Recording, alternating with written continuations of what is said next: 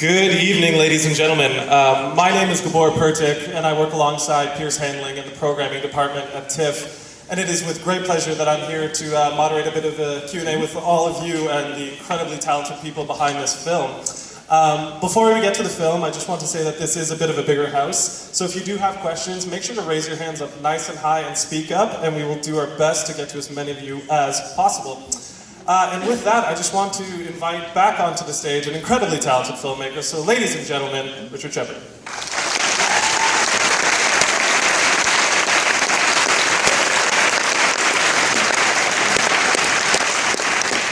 Why, thank you. Thank you for staying. Without further ado, our incredible cast.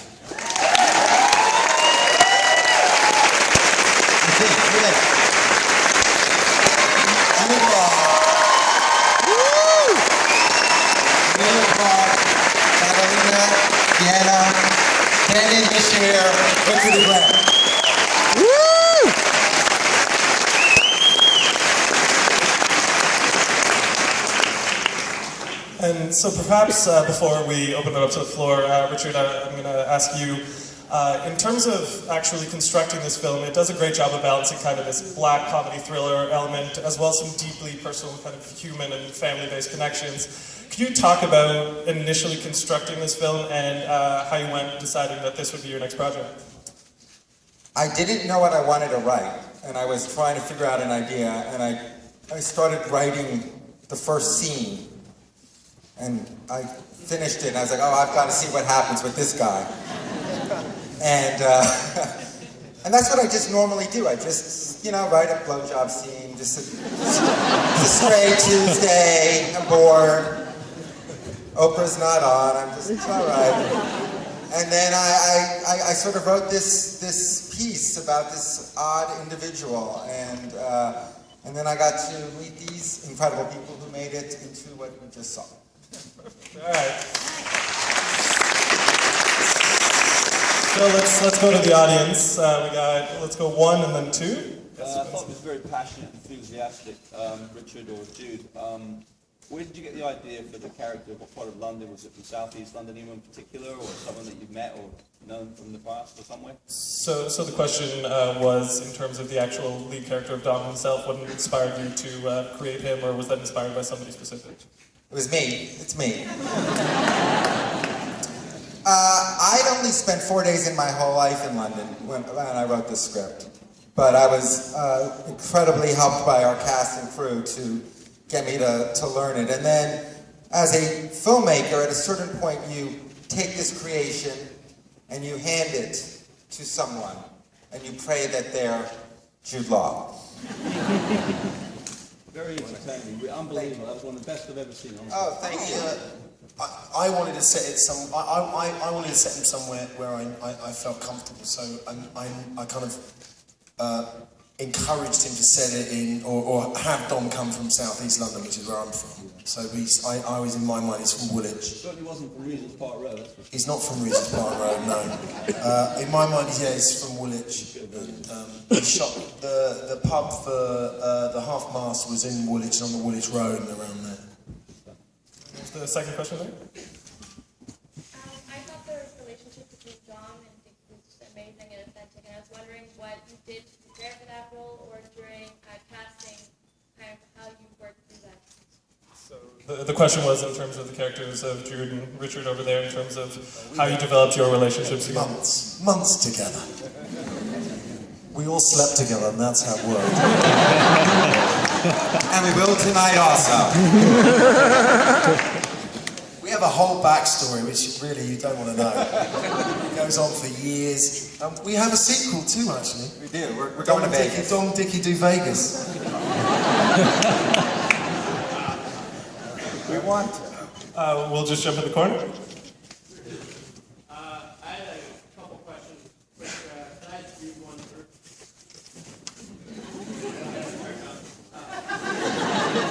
That speech at the beginning of the talk one, was that improvised or was that all scripted? No, the whole of everything I said was scripted. Absolutely, yeah, every single word. I think every word we all said was scripted. It was You know, sometimes you get scripts that are so beautifully written and so full and so complex, you don't want to change any of them. Because believe you me, you get lots of scripts which aren't like that. And you spend a lot of the time on the set saying, do I have to say this and should I say that? And maybe we can do this without that. And with this one, we stuck exactly to what we had. I mean, we tweaked it in rehearsal, you and I, right? We did. A little tiny bit, but never more than a word here or a word there. But on our first meeting, Jude said, I think we should shoot that scene on the first day. And I'm going to just walk on the set naked. And we did. The crew was like, wow, this is going to be a good job. Sorry, your follow-up? I just wanted to ask Amelia what you say. Are you asking her out right now? All right. Sorry.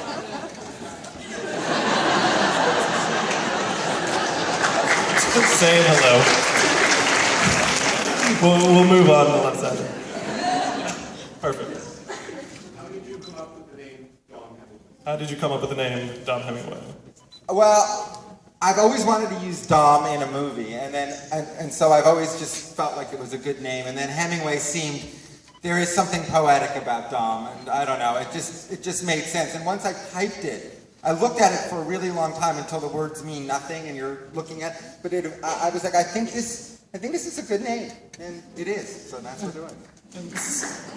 To jump on that note, I want to say that in terms of, obviously, your title character, incredibly colorful character, you did have to go and create this entire world of unique characters, and I just want to talk about the casting process for everyone else, how you found everyone here. Well, I really did write the role of Dickie for Mr. Grant here, and it was amazing.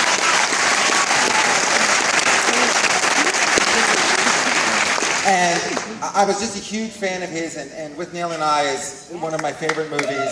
And it's funny, I sometimes write with actors in mind and sometimes not. I didn't have anyone in mind for Dom, but I did have Richard in mind. And as these things happened, literally I was like, well, I like Richard E. Grant, and Jeremy, our producer, was like, well, let's just get him the script. And I'm like, oh, is that how this is happening? And then it's like, and Richard E. Grant likes it, and he wants to Skype with you. And I was like, holy fuck. And we had like the most awkward 15-minute Skype where we're like making small talk and talking, and the film's not financed, and we're just having this thing. But you said you'd do it, and I held you to it. And then Demian, the part really was written for a British person, but as we started going, Jude had several suggestions in casting. Lester, the young kid who sort of runs that club, was originally written for Lester's father. And Jude before rehearsals, in casting, said, I think we should hire someone younger. I think it'd be more interesting. And in the same thing, he said, I think Mr. Fontaine should not be from England. And so these ideas were sort of just ways to broaden the movie and it just made it more interesting. And so Damien's name came up, and I was like, holy shit, okay, and there we go. And then Madalena auditioned and promised me that she could really sing.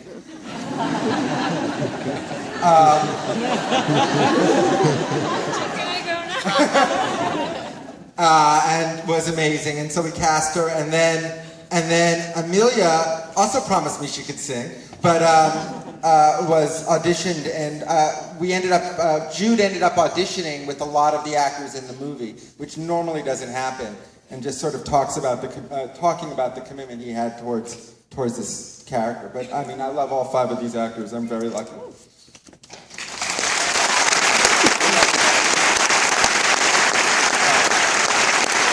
Trying to scout in the balcony. I don't want to ignore anyone if you do have questions, or perhaps I can't see you. Or you're just the shy bunch. That's okay too. So we'll just jump right back down. Let's go jump right there. I liked how the artwork in the background, like the Jill Greenberg apes and the ladies playing ping pong, sort of had this humorous element.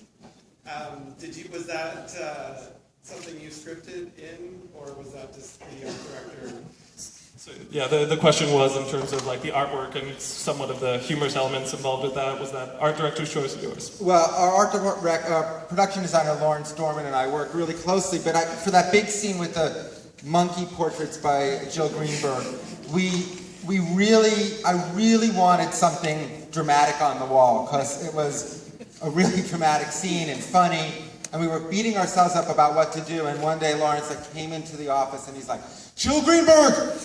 And so that's how that happened. And then I had, when we were prepping this movie, I had just directed this episode of Girls in which Lena plays ping pong topless. And it was stuck in my brain. And then I was like, maybe the artwork in Lester's office should be just two people playing ping pong with each other. So and now that's on a permanent loop in my house, which is really uncomfortable. I'm going to swing left here.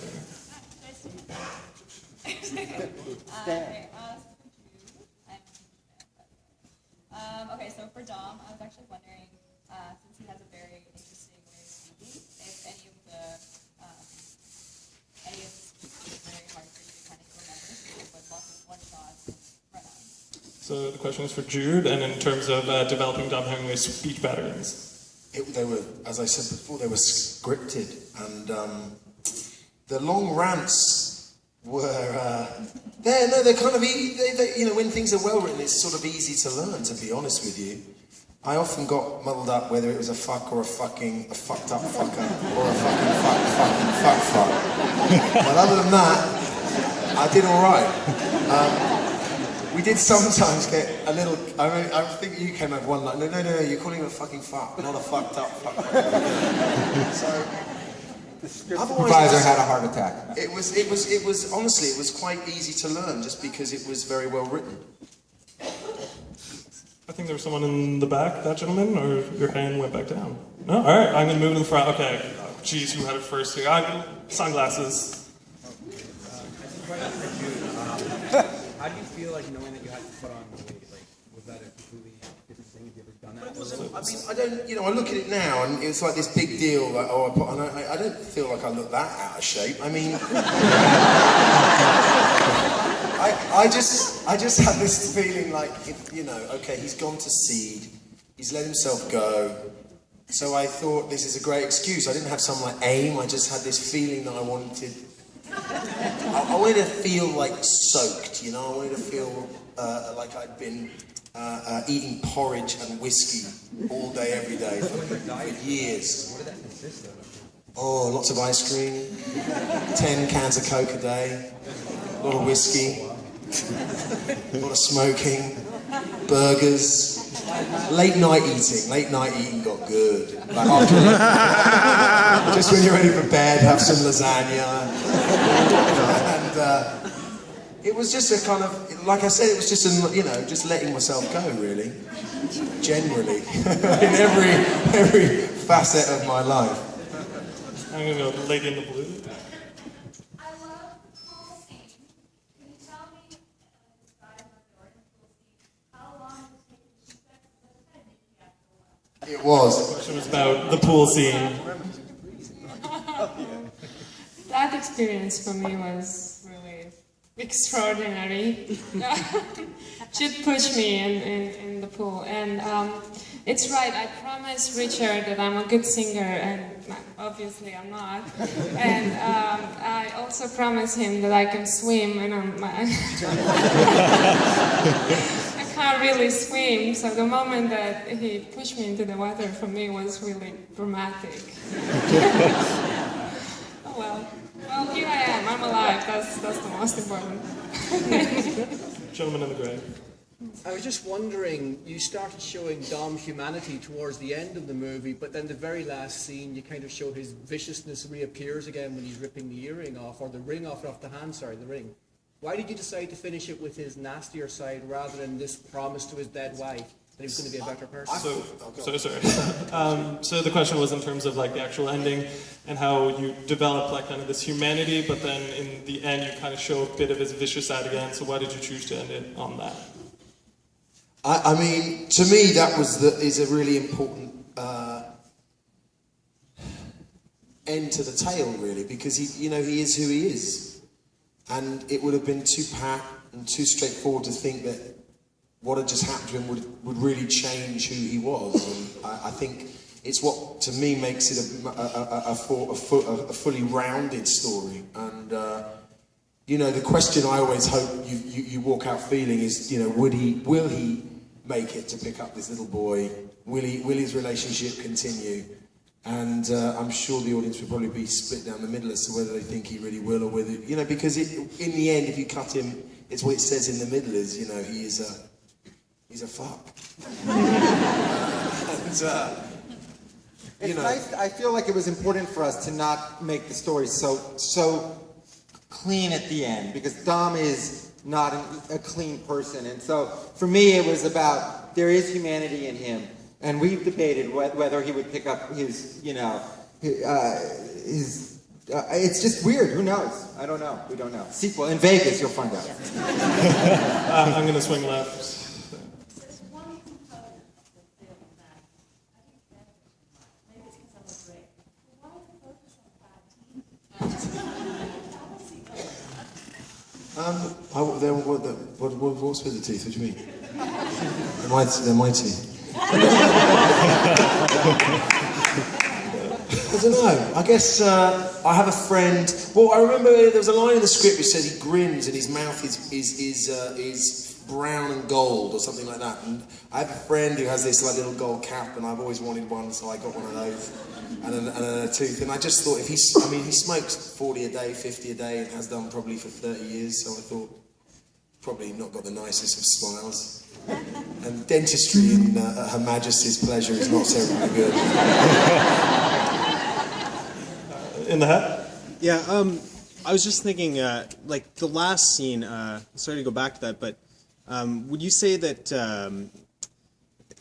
what it seems to indicate is more that he's trying to become a smarter criminal, like he's learning a bit in that way?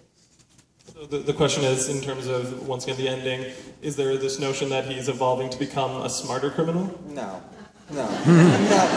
But he's evolving into being a better person, so who knows if he'll be able to continue his life of crime. I find it interesting that that all of Dom's choices, if you think about, he kept quiet, probably because he would have been killed if he didn't keep quiet, but he also kept quiet for that money, and what did he sacrifice from that?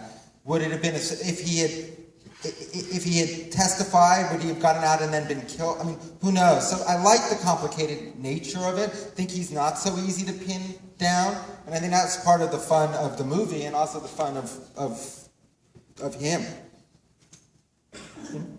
Yes? I would love to hear Damien speak. So my question's for you. You would like me to talk?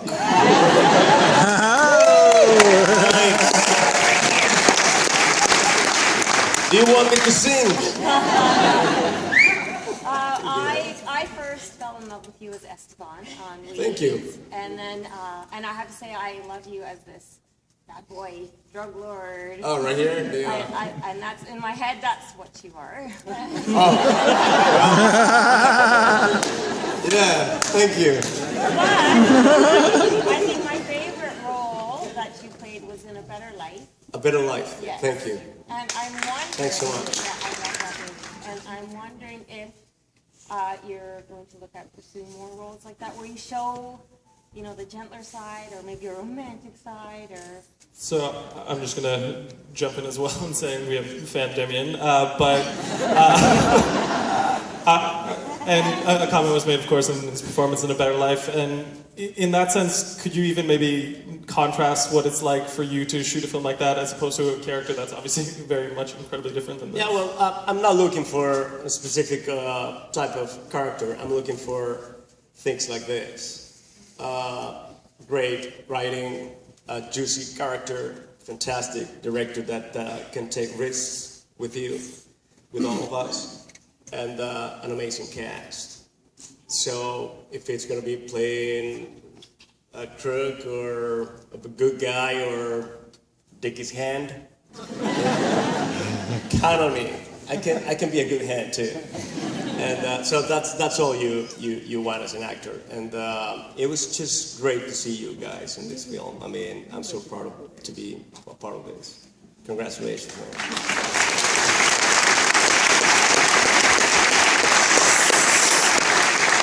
So we have time for about one or two, and I'm going to go one, and then there's one in the very back. That'll be the final. I'd like to ask Madalena, have you found the movie was a modelling that in a difficult process, and have you found it difficult to be accepted? Sorry, can you repeat the question? I'm just saying, has she found the move away from modelling into acting a difficult process, and has she been accepted? So the question is, have you found it difficult in terms of moving from the modeling to the acting world?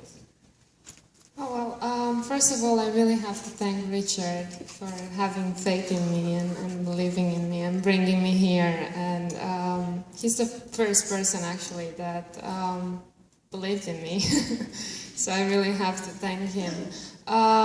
Well, for me, this experience was amazing in so many ways. And I have to thank all the cast. I have to thank Damien, that from the first day just started to give me advice. I really have to thank Jude and Richard E. Grant and Emilia for accepting me, because this is my first entrance.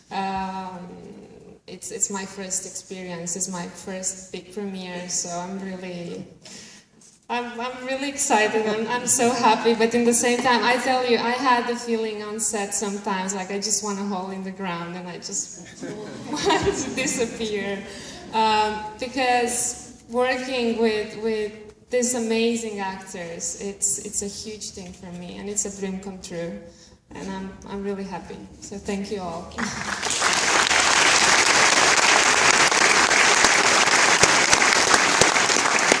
The final question, we're in the back corner there.